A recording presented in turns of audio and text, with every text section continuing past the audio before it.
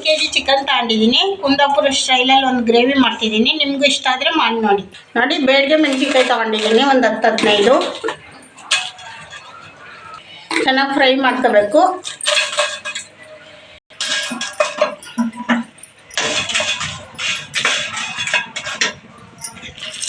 ನೋಡಿ ಧನಿಯಾ ಹಾಕ್ತಾಯಿದ್ದೀನಿ.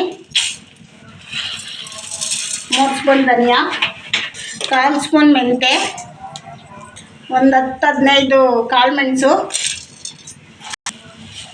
1 ಸ್ಪೂನ್ ಜೀರಿಗೆ ಹಾಕ್ತಿದ್ದೀನಿ. ನೋಡಿ ಇದಿಷ್ಟನ್ನು ಚೆನ್ನಾಗಿ ಫ್ರೈ ಮಾಡಬೇಕು.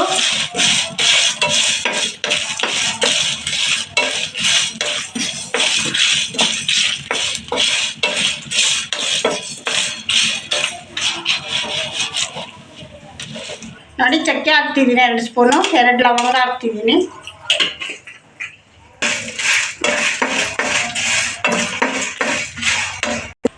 ನೋಡಿ ಚೆನ್ನಾಗಿ ಫ್ರೈ ಆಗಿದೆ. ಇದೆಲ್ಲ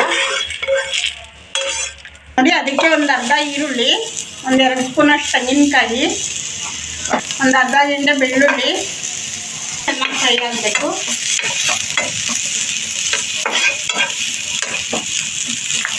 ನೋಡಿ ಒಂದು 2 ಚೂರು ಶುಂಠಿ ಹಾಕೊಂಡಿದ್ದೀನಿ. ಆಯಿತು ಫ್ರೈ.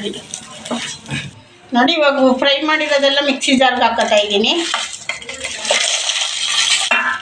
ನೋಡಿ ಇದು ಹಾಕೋಬೇಕು, ಈರುಳ್ಳಿ ತೆಂಗಿನಕಾಯಿ.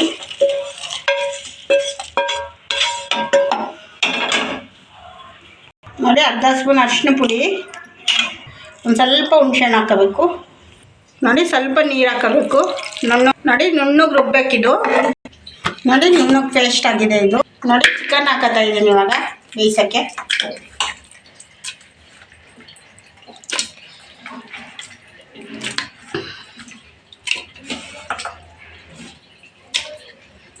ನೋಡಿ 4 ಈರುಳ್ಳಿ ಹಾಕೋತಾ ಇದ್ದೀನಿ. ನೋಡಿ 1 ಸ್ಪೂನ್ ಉಪ್ಪು ಹಾಕ್ತಾ ಇದ್ದೀನಿ.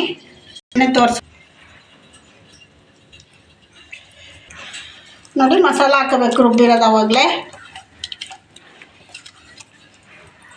ನೋಡಿ ಚೆನ್ನಾಗಿ ಕಲಿಸ್ಕೋಬೇಕು ಇದನ್ನ.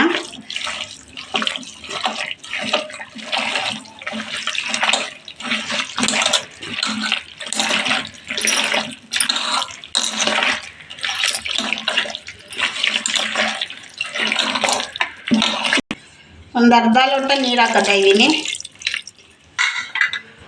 ನೋಡಿ ಮುಚ್ಕೊಂಡು ಬೇಯಿಸ್ಕೋಬೇಕು. ಇವಾಗ 3 ಸಿಟಿ ಬರಬೇಕು ಚಿಕನ್. ನೋಡಿ ಅದೇ ಮಸಾಲೆ ಜಾರ್ಗೆ ಒಂದು ಕಾಯಿ ತೊಗೊಂಡಿದ್ದೀನಿ ಇಲ್ಲಿ.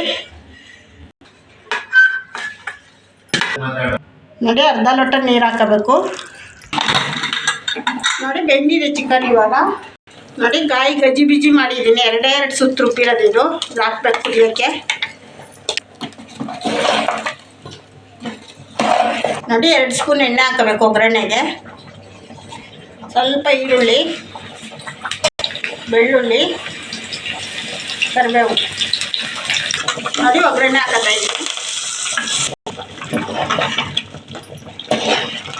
ಚಿಕನ್ ಗ್ರೇವಿ ರೆಡಿ ಆಗಿದೆ ಇವಾಗ.